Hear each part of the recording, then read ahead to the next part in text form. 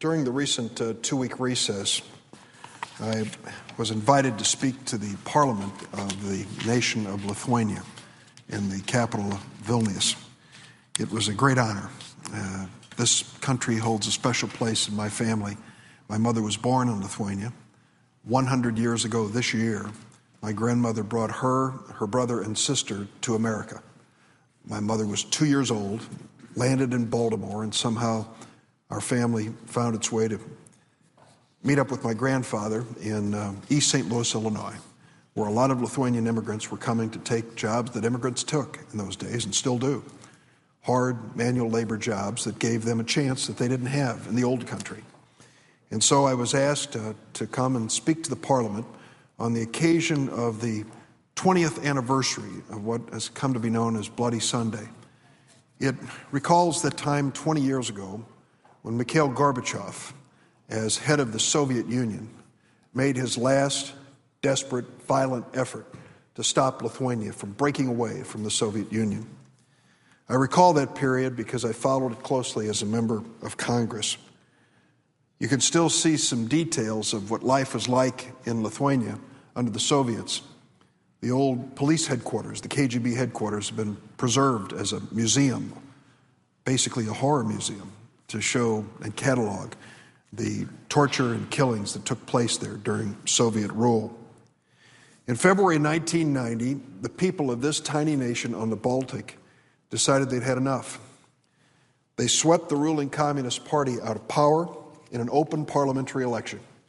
A month later, in March of 1990, the new parliament voted 124-0 to restore the country's independence.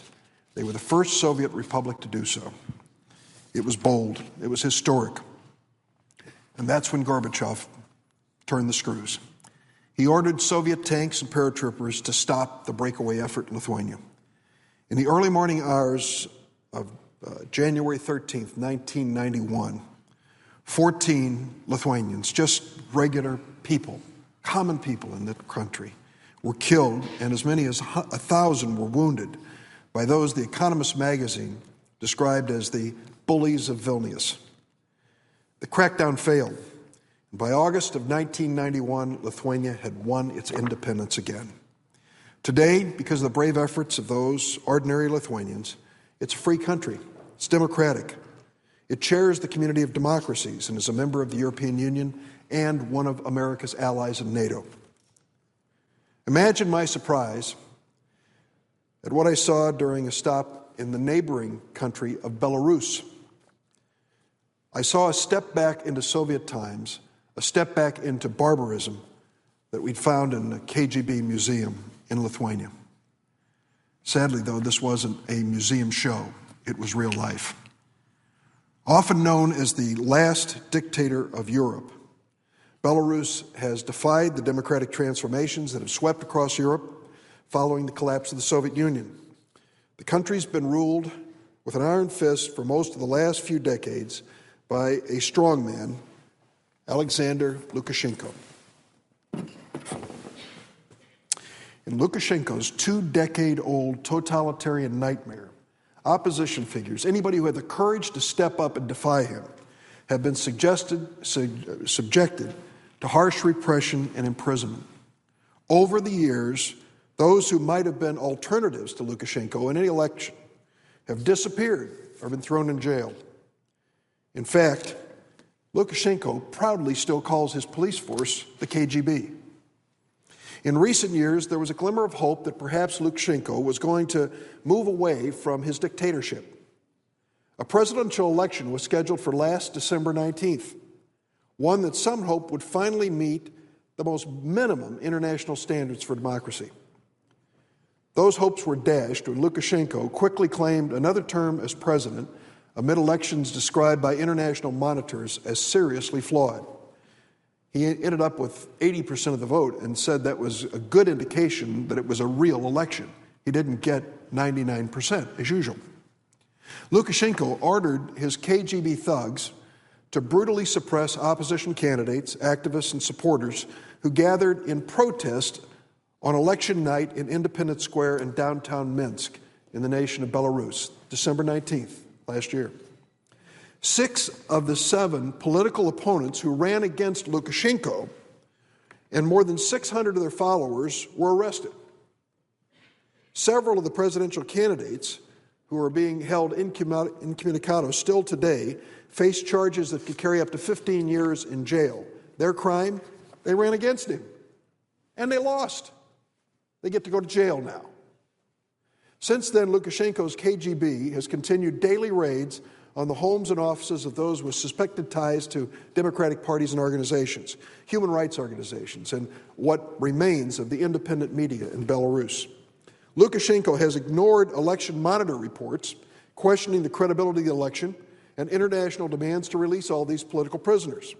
He's pulled his country even further into isolation and made it the subject of international scorn. He follows the old Soviet playbook. His government has tried to blame outside forces in other countries, everyone but himself, for the shameful political mess he's created. I was in Minsk last week, and I met with Sergei Martynov, who's the foreign minister to Lukashenko. And he pleaded for me to give his, quote, new democracy credit, close quote, new democracy in Belarus. He said, Senator, you live in a country that's had democracy for 200 years. We've only had it for 20 years. And he said, give us credit. When we arrested all these people, including 7 of the people who ran against him, we didn't use tear gas. There were no rubber bullets, no police dogs. Give us credit, he said. No, I said, you didn't use those tools, but you just systematically arrest and throw into jail everybody who ran against you. That's not even close to democracy. Mr. President, I had the chance to meet with some of the family members of those who are in jail. And I couldn't help but think that just a few hours before I had been in Lithuania, a 3-hour drive from Minsk in Belarus, where 20 years ago, ordinary people like these, families, stepped up and said, we are willing to fight for freedom. 14 of them lost their lives and 1,000 were injured. Just ordinary people. These are not the political class. These are folks who just are sick and tired in Belarus of the authoritarian rule.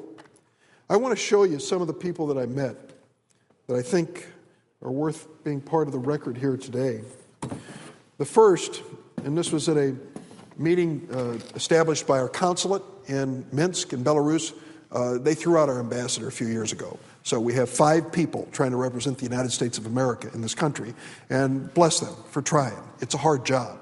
They are constantly monitored, eavesdropped, followed. Life is not pleasant, and when we start getting down on people working for the United States of America, remember these 5 who are risking their lives for us every day so that there is an outpost for the United States and for freedom in this authoritarian country. This lady was at the meeting in the consulate offices. Svetlana Lyabetka. She's the wife of Anatol Lyabetka, the chair of the United Civic Party. Anatol has been regularly harassed, fined, and imprisoned for his political activities. In 2004, severely beaten by Lukashenko's police force. His wife told me in tears that her husband had been taken away and jailed, and she has no information about him, and that had been almost a month. She doesn't know what's happening to him or where he's being held. The second person, which I would like to make a part of this record,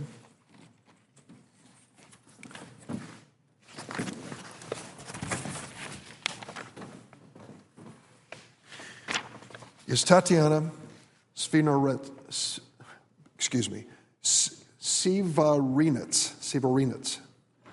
She's the mother of Pavel Sivarinets, the head of presidential candidate Vital Rimashevsky's campaign. He's already served several years in jail for protesting previous sham elections in Belarus. That's right, thrown in jail for protesting a rigged election, when it's those doing the rigging that ought to be in jail. Her letters to her imprisoned son go unanswered. Her complaints filed against the government are ignored. She's been prevented from traveling, her passport's taken away for some time, and she told me it's impossible to find an explanation for what's happening. My son has been persecuted for 16 years. This photo shows, and forgive me as I struggle to pronounce these names, these people deserve better, but I'll do my best. Konstantin Sanikau, Alla Sanikava, and Lucina Halip, these 3 who were at the meeting. Konstantina and Alla are the son and mother of a detained presidential candidate, Henri Sannikau. Alla told me in tears that she'd had no contact with her son for 14 days, nor had his lawyers, no information on his condition. Lutsina is the grandmother of the candidate's 3-year-old son, Daniel.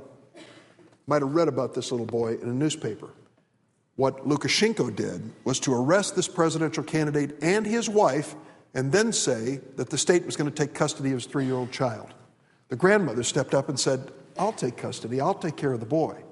And for the longest time, it was in doubt as to whether the boy would even be left with the family. They finally relented yesterday and said that the boy could remain with the family. This is a picture of him.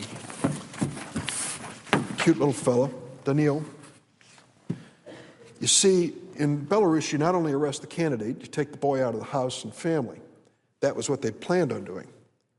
When they arrested the wife, Irina, a journalist and therefore automatically considered dangerous in Belarus, they decided to go after her child. Well, grandmother fought a winning battle and now has custody of the child. And let's hope that the American attention to this and the world's attention to this will make a difference. The last one I want to show you was one that was particularly compelling. Milana Mikhailovich is a 34-year-old mother of 2 whose husband, Alex, was also a presidential candidate. She told me of harassment by Belarusian officials since her husband's arrest. Mr. President, 34 years old, this young woman was standing there with her little baby girl, this beautiful little girl, scrambling around on the floor around her.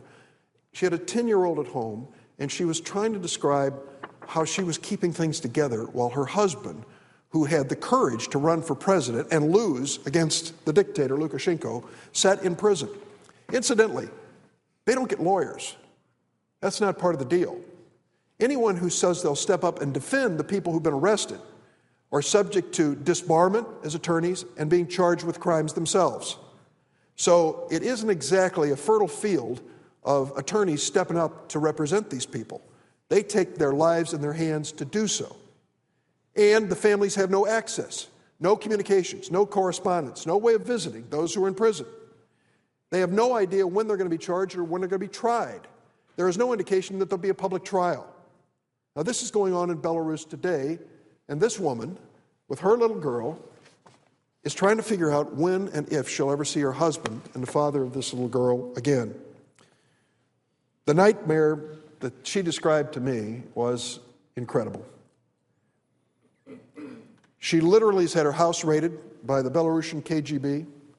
She's been stopped from going to Poland, where she was trying to find some support for her husband. And thugs beat her husband on election night. She doesn't even know how he is physically. Mr. President, I was so glad to be in Lithuania and to join in the celebration of their quest for freedom and independence. After 20 years pass, sometimes you forget how much courage it took for that to happen. But a 3-hour drive from Vilnius to Minsk reminded me. These people in Belarus are making the same battle today that was made in Lithuania and so many other places 20 years ago. They are trying to find one thing that we Americans take for granted every day: freedom. The freedom to practice the religion of their choice, the freedom to write a newspaper or do a blog, the freedom to vote for the candidate of their choice, their freedom to oppose government policy. And as a result of that, they have been arrested and imprisoned. Mr. President, I'm calling on the government of Belarus to immediately and unconditionally release these political prisoners. The fact that they continue to languish in jail without access to family, lawyers, or medical care is an outrage and an embarrassment to Europe and the world. These actions show the desperation and fear of a dictator whose reign belongs in the dustbin of history. The European Union will decide by the end of January whether Belarus should face renewed sanctions, including targeted travel and asset freezes against Lukashenko and his top elite political figures. The United States should waste no time joining in this effort. I've spoken directly to Secretary of State Hillary Clinton. She understands, as I do, that what's at stake here is today's fight for freedom, and what's in question is whether the United States will stand up and fight with these families. The European Union is prepared to lead. We should be by their side. We should be working together to put the pressure on this dictator to tell him that in the 21st century there is no place for the bully of Belarus and the terrible oppressive tactics which he's engaged in.